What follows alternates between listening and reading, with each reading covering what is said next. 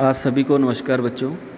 कक्षा 12वीं से होम साइंस का 6th लेसन हम कर रहे हैं, वृद्धावस्था, ओल्ड एज, जो कि 60 वर्ष से जीवन पर्यंत है।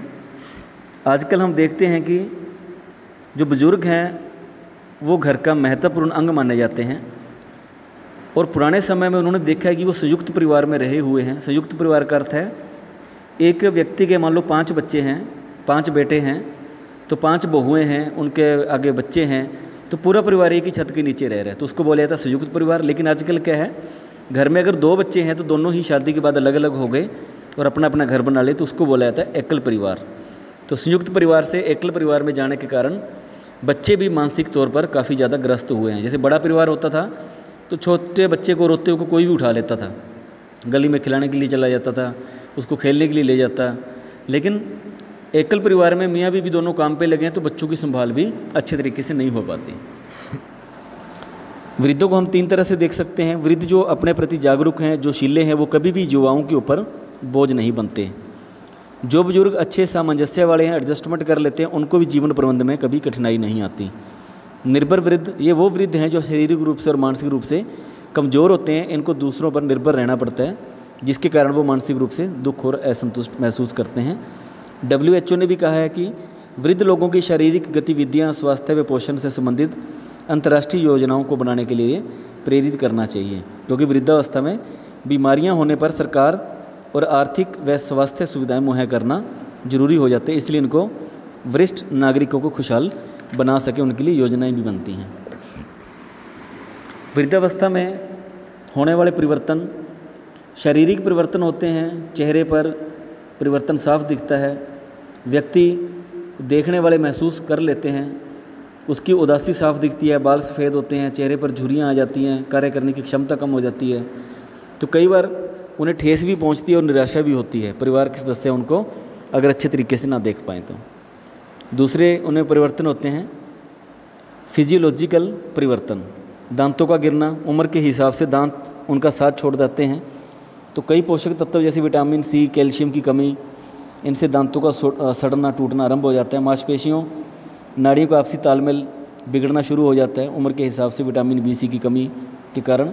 आंखों की रोशनी कम होना, सुनाई कम देना, क्योंकि मधुमेह और रक्तचाप के कारण आंखों की रोशनी भी कम हो जाती है, कानों से सुनना भी कम हो जाता है।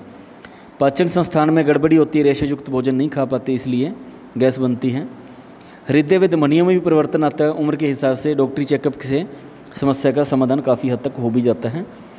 स्वास्थ्य समस्याएं भी आती हैं, जैसे उच्च रक्तचाप, मधुमेह, गठिया, कई प्रकार की बीमारियां हो जाती हैं। वे अकेले रहना ज़्यादा पसंद करने लगते हैं। मध्य प्रौढ़ावस्था से जीवन शैली में परिवर्तन करके काफ़ी समस्याओं से बचा भी जा सकता है। तीसरी मेन समस्या है सामाजिक समस्या, क्योंकि अब रिटायरमेंट के बाद कार्यालय साथियों से दूर हो जाते हैं, घर में एक दायरा सीमित हो जाता है, ज़्यादा कोई आ जा नहीं रहा, ना ही उनको अभी कुछ ज़्यादा आमंत्रित कर रहा है।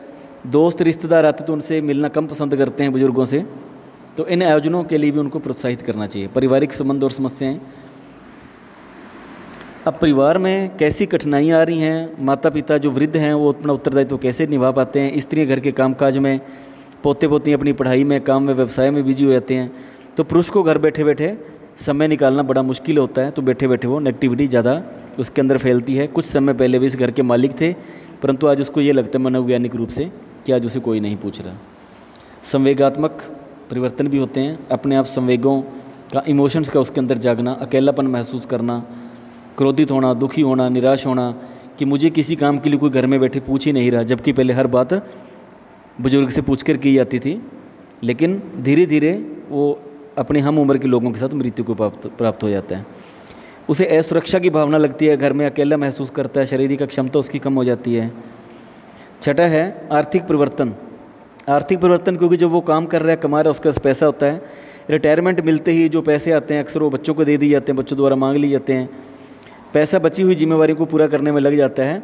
तो भारत में ज़्यादातर यही समस्या आती है कि वृद्ध व्यक्ति को बाद में गरीबी से नीचे जीवन जीना पड़ता है, और विधवा स्त्री तो उसकी हालत और भी ज़्यादा बुरी हो जाती है, वो भी बच्चों पर निर्भर रहती है। मनोरंजन की समस्या, अब बच्चों की तरह खेल नहीं सकता, कभी उसकी उम्र थी खेलने की, मनोरंजन के लिए टीवी देखना, रेडियो सुनना, समाचार सुनना, भजन सुनना, ये चलता था, लेकिन समय के हिसाब से सब कुछ बदल गया। ना गांव की चौपाल में जाकर वो बैठ सकता है, आस पड़ोस में मन बहला लेता था पहले जाकर, मित्र मंडली में जाना, भजन कीर्तन मंडली में जाना, लेकिन अब उदासीन और मजबूर हो गया, क्योंकि उसको ले जाने के लिए भी कोई ना कोई एक जना साथ चाहिए। तो समय उसका जो है अच्छे तरीके से नहीं कटता, मनोरंजन नहीं हो पाता, तो अकेले बैठे बैठे बोर महसूस करता है वो। वृद्धावस्था में वृद्धों की देखभाल और सामंजस्य, उसकी एडजस्टमेंट कैसे हो सकती है?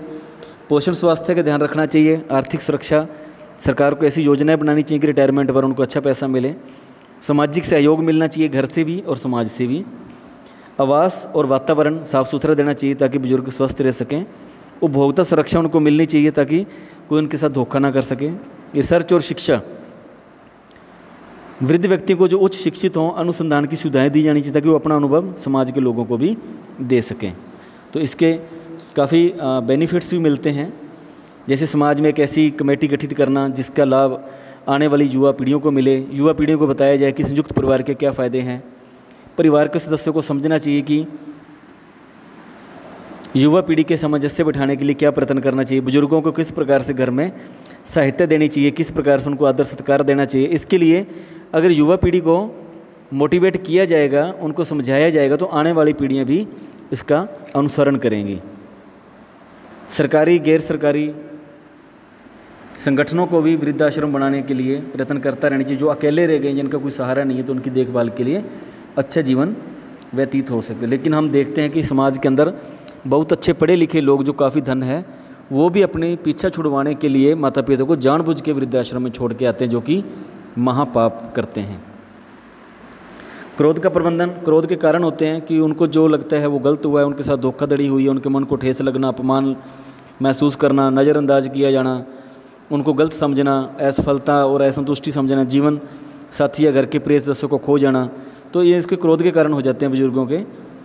जब व्यक्ति क्रोध के कारण अनुभव करता है तो उसको हार्मोन्स तेज़ी से प्रवाहित होती हैं। एड्रिनल नामक हार्मोन व्यक्ति को उत्तेजित कर देता है, हृदय की गति तेज हो जाती है, आवाज़ तेज और उग्र हो जाती है, भाषा में भी गुस्सापन आ जाता है, सर दर्द, पीठ दर्द, उच्च रक्तचाप, मानसिक उत्तेजना, शारीरिक क्रिया करने के लिए तैयार होना, ऐसी स्थितियाँ पैदा हो जाती हैं।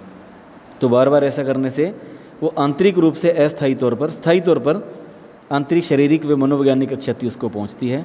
फिर इससे कई दिक्कतें होती हैं, पाचन संस्थान में गड़बड़ी होना, स्ट्रोक, हृदय गति रुक जाना, अटैक हो जाना, अवसादहीन भावना आना, व्यक्ति को नींद ना आना। तो क्रोध को किस प्रकार से प्रबंधन करना चाहिए? सबसे पहले क्रोध की समस्या को स्वीकार करना चाहिए, तभी उसको दूर किया जा सकता है। उन परिस्थितियों को पहचानना चाहिए और उन परिस्थितियों से दूर रहने की कोशिश करनी चाहिए। अपने परिवार के सदस्यों और दोस्तों की सहायता लेनी चाहिए ताकि क्रोध से ध्यान हटाया जा सके। क्रोध के चक्कर को रोक देना चाहिए। जब पता है कि इस बात से, इस विचार से मुझे गुस्सा आ रहा है, तो जानबूझ के उस बात को सोचना छोड़ देना चाहिए। नकारात्मकता को छोड़कर सकारात्मक दिशा की तरफ जाना चाहिए, नेगेटिविटी को छोड़कर पॉजिटिविटी की तरफ बढ़ना चाहिए। मनपसंद संगीत सुनना चाहिए, सीरियल देखना इत्यादि की तरफ अपने में खुद से मनन और मंथन करना कि समाज जो सोच रहा है वो सोचे।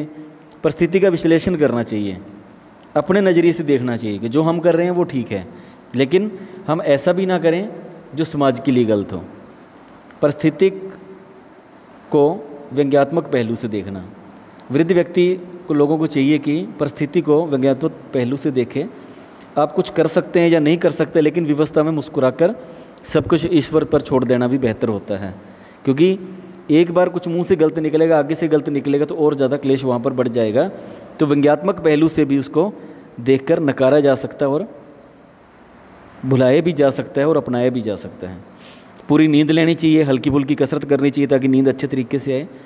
दूसरों को ध्यान और सहनशीलता से सुनना चाहिए, क्योंकि बुजुर्ग को ये लगता है कि उसके पास बहुत ज़्यादा एक्सपीरियंस है, लोग उसको सुने, लेकिन दूसरों को भी सुन लेना चाहिए। 9वां पॉइंट है, अपनी बात को जरूर कहना चाहिए परंतु उत्तेजित होकर नहीं कहना चाहिए, सामान्य भाषा में कहना चाहिए। सबसे सुनहरा नियम है माफ़ करना और भूल जाना। अगर किसी व्यक्ति ने कोई गलती कर दी हमारे प्रति, तो हमें चाहिए कि, बुजुर्ग को भी चाहिए कि हमें उसको माफ़ कर देना चाहिए और माफ़ करके उस बात को भूल जाना चाहिए। फिर उस बात को कभी दोहराना नहीं चाहिए कि तूने उस टाइम ये गलती की थी और मैंने तेरे को माफ़ किया था। जब गलती को माफ़ ही कर दिया तो उसको भूल जाना ही उचित होता है। अगर उस गलती को हम बार बार सोचते रहेंगे तो दिमाग हमेशा नेगेटिविटी की तरफ बढ़ता जाएगा और इस तरीके से क्या होगा, असंतुष्टि दिमाग के अंदर पैदा हो जाएगी। इसके कुछ अभ्यास के प्रश्न हैं बच्चों, ये भी आप खुद करने के प्रयास कीजिए। धन्यवाद, आपका दिन शुभ हो।